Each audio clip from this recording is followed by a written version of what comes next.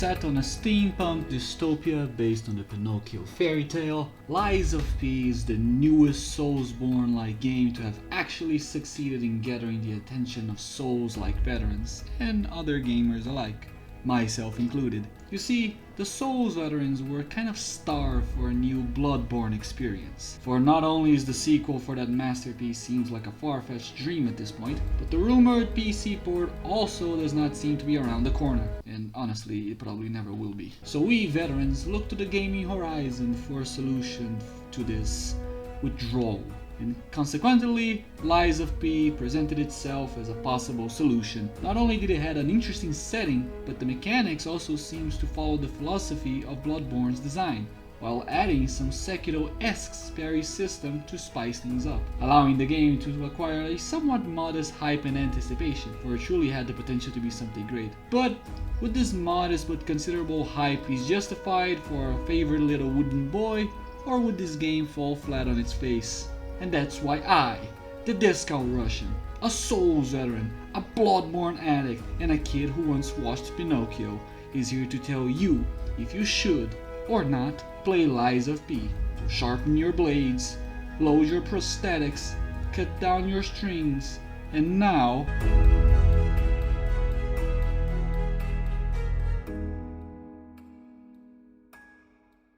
Finally, we meet.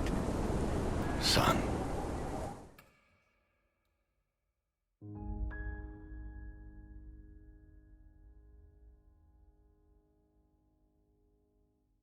This will eventually become a habit of my videos, and that habit being answering the most important question straight out of the gate right at the start of the video.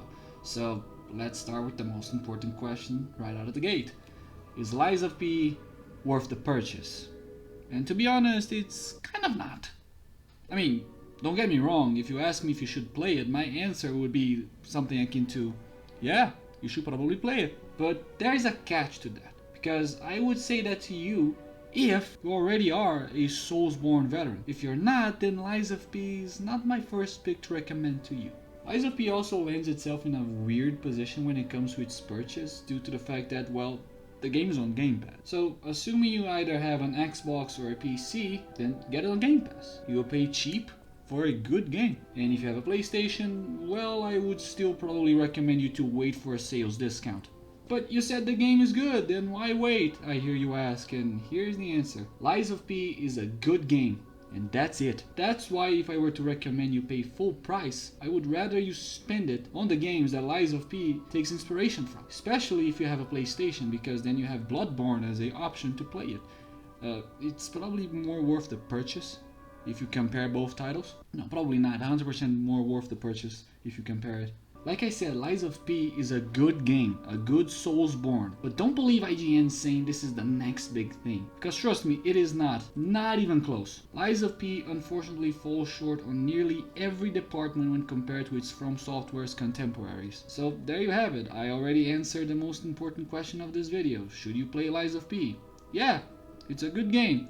If you're a Souls veterans that have already played nearly every single Souls-like titles or Metroidvania-like titles that have a soul spin to it, consider playing it. And if you're not that type of player, then it's still a good game. I just would not say it's the best starting point for you in your Soulsborne journey, your new Soulsborne journey. And should you buy it? Probably not. I mean, if you want to support the studio that's making the game, then well, go right ahead. It's a good reason for you to buy it. I mean, I sincerely believe that Round 8 Studios took the right step at the right direction with this Soulsborne title out there. I feel like they're on the right track. They made some mistakes, but I still feel like, yeah, they could get better. They could eventually do something great. But since you have the option of getting this game on Game Pass, then, well, you should probably try it in there. Now, if you want a more in-depth look in the game, then stick around until the end of this video. I'll be clear straight out of the get-go. I'm not the type of guy to get excited for Souls-like games. What? Yeah, weird. I know, but just hear me out, okay? Games not made by From Software, Souls-like games not made by From Software, have a tendency of falling flat on their faces. And this is not the From Software simp in me coming out to complain, even though that's exactly who I am. I don't know why, but most of them seem to not understand what makes this genre so enticing in the first place, and they always seem to miss that quality of life features that will make the game great. Although there are exceptions to that, and amazing ones. But here's the catch on this one. Thank God that's not the case for Lies of P. There are some particular design choices that I ended up not enjoying in this game, which makes them kind of knock down a nod for me when it comes to its quality overall in comparison to the From Software originals. But again, this segment is about its positives, so let's get into them. First of all, the visuals. Ooh, this game is beautiful. It really is. Bravo to the visual design team and the art design team of this game. Bravo, you guys have done an excellent job when it comes into capturing the steampunk theme of this game in your visuals. Everything here looks beautiful. The weapons, the costumes, the prosthetics, the scenery, the enemies, the set pieces. All of it was beautifully done by the developers of this game. Their artistic vision for it in this game was simply top notch. Top notch. Hell, just look at this video's intro, you know what the fuck I'm talking about. The artistic design is so important for the identity of an IP, especially a Souls-like IP, that it's so sad to see some Souls-like developers failing at that. But Lies of P definitely succeeding this in spades. Bravo, I say.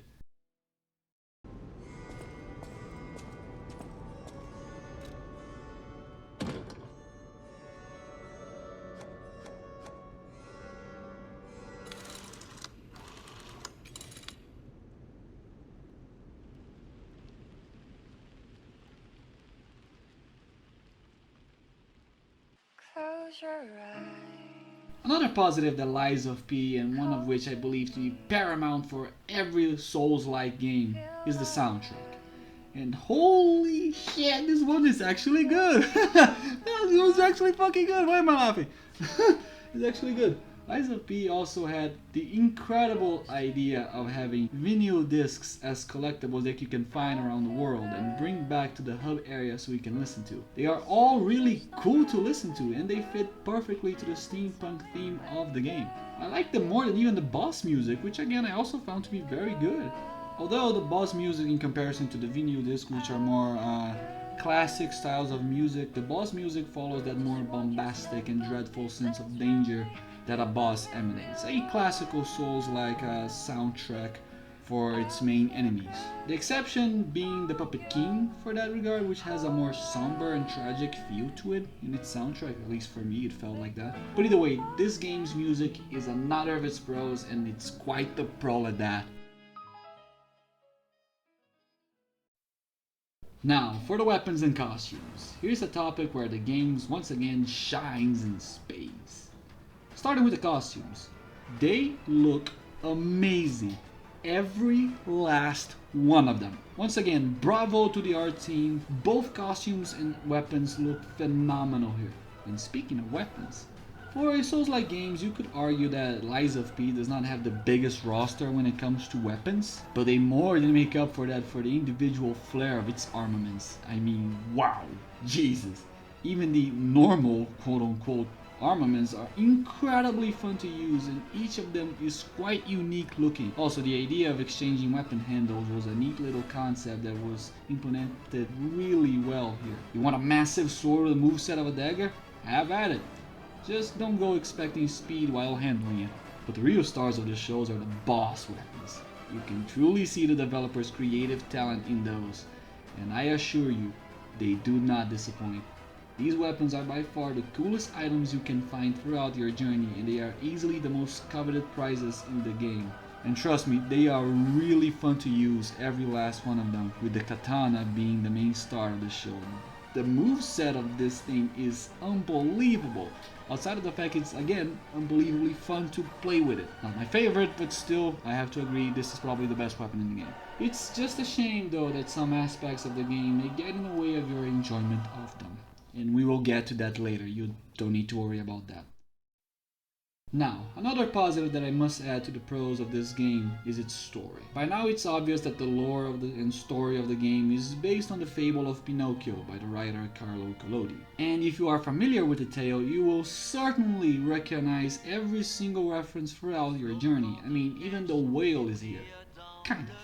I have to say though, for a Souls-like game, the campaign follows a linear style of storytelling more akin to Sekiro, giving it a far more conclusive closure than the cryptic endings of the Souls and Bloodborne games. And on the story department, I thought it was quite good, even though I particularly believe that the final villain to be quite obvious. But again, it's a linear style of storytelling, so it fits the narrative well. It has fluidity in it. That's what I'm trying to say. It's not a bad story, much to the contrary, but don't expect something unbelievably creative or how can I say it, spectacularly new. It's not the best story you'll hear, but it fits really well, and the lore is also there. Although I have to say the lore in this game is far more conclusive than the Souls-likes, leaving far less room for interpretation. Most of the things that you find, most of the items descriptions that you find throughout your journey of the story, they eventually get answered throughout the story if you pay attention to what you're looking and to the story around you. So with that said, I have to once again emphasize that the lore is far less expensive when compared to the From Software titles. And I will leave it to you to find out if that's a good thing or not, the fact that the lore in this game is not as expensive in comparison to the From Software titles. Okay then, enough of the pleasantries. It's time to talk about the issues that this game and its mechanics brings to the table, unfortunately. And man, can they be annoying. One thing that I have to say about the mechanics of this game is that they follow a certain trend per se. And that trend is that in concept, they sound really cool. The ideas that they had for this game, they sound really cool mechanically speaking. On practice though, they can be quite obnoxious. I'll start with the combat since I believe it to be paramount for a Souls-like game for the combat to feel smooth and responsive.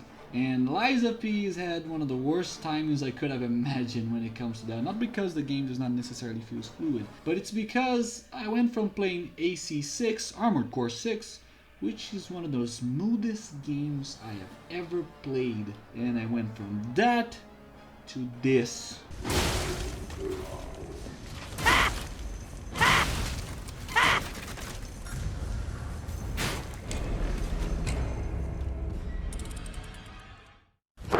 Emotional damage! Yeah, the frenzy attacks. I hate them. I don't like them. They are basically this game's version of the Mikiri counter from Sekiro, and like I said before, I hate it.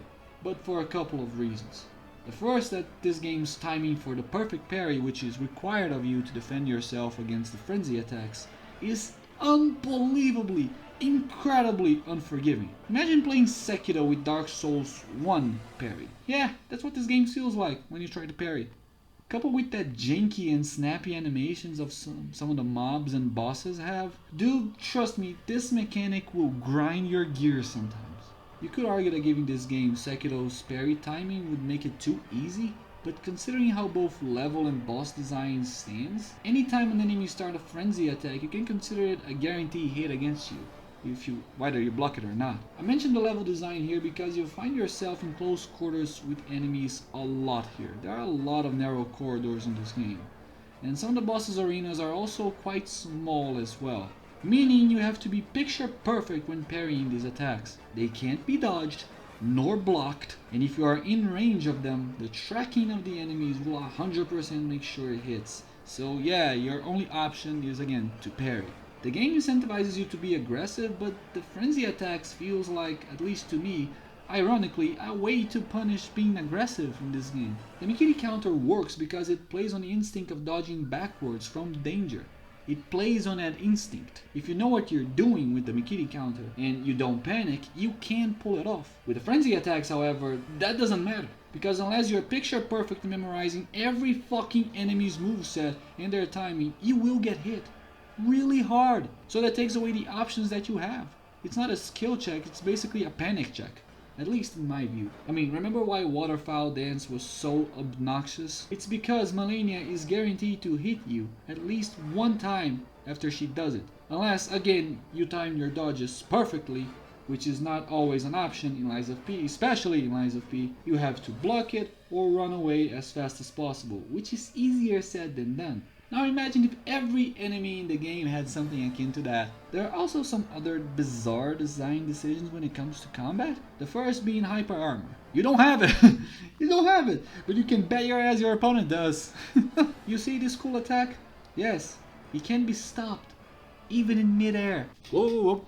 I have to put an addendum here. They added hyper armor to Fable Arts to some extent, thanks to the new patch 1.20. Also, throughout my first playthrough, I realized you cannot roll while down, which means that if an enemy downed you, I was pretty much dead. At first I thought it was a bummer, but I was cool with it. I would just be more careful, you know, until I realized later on that there was an upgrade that gives you that ability. What the fuck? Like, what the fuck? Why? What a weird decision to remove the down roll as a basic ability just to later have it as a part of the upgrade tree. It's so indispensable too that you end up wasting upgrade items on an ability that honestly should have been with your character from the beginning. I also have an issue with level design at times. It's not bad, but it's not great either. But the issues arrive when most of the weapon attacks can get stuck in the environment.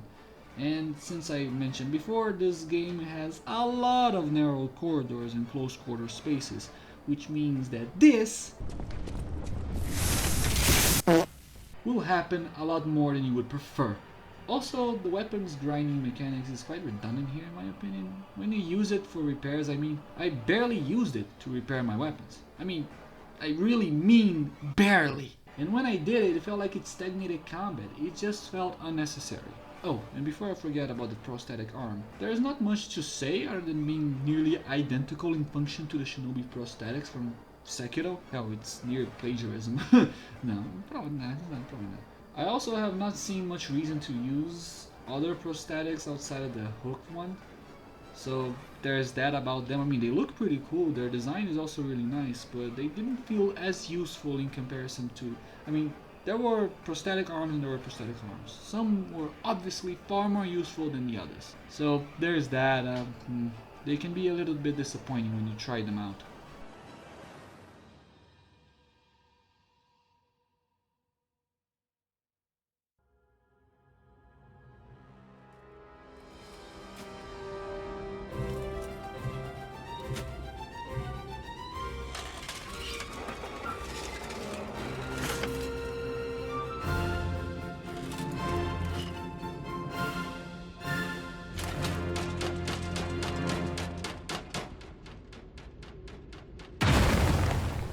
And now for the stars of every Souls-like game. What of the bosses?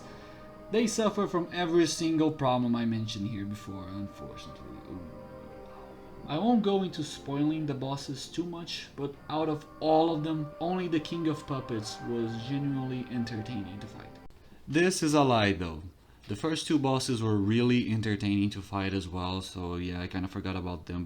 I kind of disconsidered them because, well, they're the first bosses, and you don't expect them to be that much challenging or to be the most mechanically sound of bosses. They're just introductory bosses, but they were still very entertaining to fight. And also, the Swamp Creature first phase is also really good, although the second phase of it is very meh.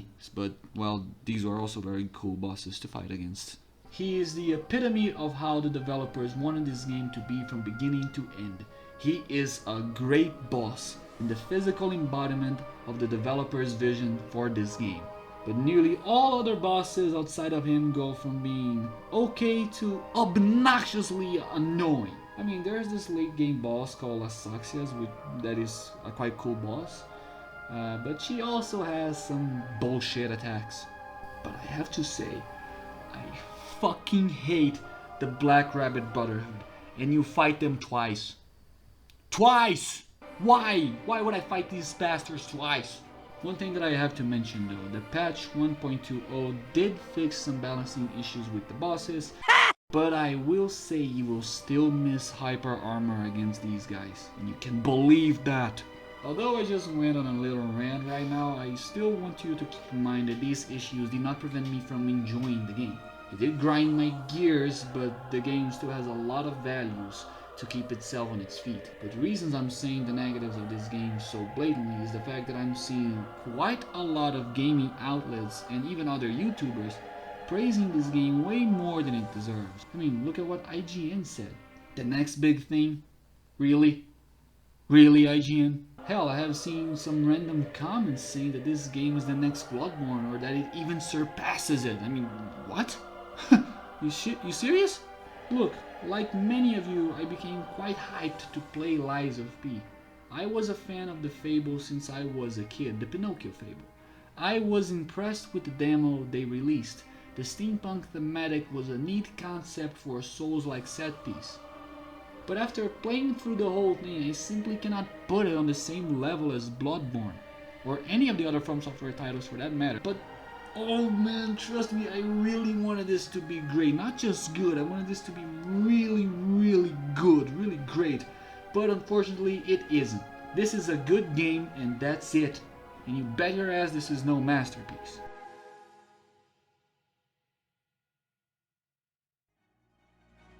And now has finally come the time for me to conclude this review. And although keep in mind all of these are my opinions, and I also want to remind you before I truly conclude this that even though I mentioned blatantly all those flaws, the flaws that I perceived as flaws from the Lies of P, I don't necessarily consider the game bad. Much to the contrary, I consider it a good game. I really consider it a good Souls-like game. I like the setting. I like the bosses, even though I mentioned they have some mistakes. I like the gameplay, even though there are some design choices and some design aspects of it that really did grind my gears. I really still enjoyed this game greatly. It did not stop. None of these flaws stopped me from genuinely enjoying the game. Hell, if you pay attention to some of this footage, I'm on New Game Plus. I'm playing the game again. I'm enjoying it. I enjoy the game. I like the game. There are some aspects to it that prevents me from giving this a really high rating as a masterpiece, because honestly, this is not a masterpiece. I'm seeing other YouTubers, like I said before, and other gaming outlets saying that this is the next big thing, but I feel like this is disingenuous, especially when you consider this to true masterpieces of the genre. The From Software titles, for example. I know it sounds very much like the simp From Software simp coming out of this to defend the FromSoft games, giving the impression that all they need to do is slap a FromSoft logo and I would just give 10 out of 10s. But even Armored Core, there were aspects of the game that I criticized, that I thought they were not their strongest suit. And perhaps it wasn't supposed to be, but still it wasn't their strongest suit. Lies of P is the same thing. Its combat's not as fluid. It's a good combat, but it's not as fluid as all the other Souls games. It's not as fast-paced as Bloodborne, it's not as precise as Sekiro. So comparing these titles and say that it's a masterpiece where other games would be compared to when it comes to review and criticism is very disingenuous to me. It still is a good game that I, a Souls veteran, truly enjoyed greatly, but for that matter, even though there were some issues that pissed me off a little bit. Still, if I were to recommend this game, like I mentioned in the beginning, I feel like Souls-like veterans will really enjoy, and if you have never played a Souls game, get one of the From Software originals, except for Dark Souls 2. I mean, it's a good game, but it's still not the best starting point. But back to Lies of P, like I mentioned, I feel it's just disingenuous to put this as a masterpiece type of thing, as the next big thing. It's a good game. I like the setting. I really wanted to see a steampunk setting in a Souls-like game. And Lies of P fit that bill. It's just a good game, great visuals, excellent soundtrack. Some of the bosses are really, really good. The King of Puppets, for example, is a highlight for me throughout my gameplay. He's a boss that I generally like to play the game through just to fight him again. So there are some really good points for this game to stand itself on its 2 feet. And also, I'm getting some criticism, but I'm still believe that Round 8 Studios, they got something in here. I believe if they make a sequel for this, they will hit big. I feel like they just need to polish some things, and Lies of P could eventually become something really, really great. But what do you think? Is Lies of P the masterpiece some are saying? Do you believe that to be the case? Or like me, do you believe this to be a good but flawed experience? Leave it down in a comment. I hope you have enjoyed this video. Leave a like and consider subscribing if you did. I'm the Discount Russian. I hope you all the best, and I'm out. Peace.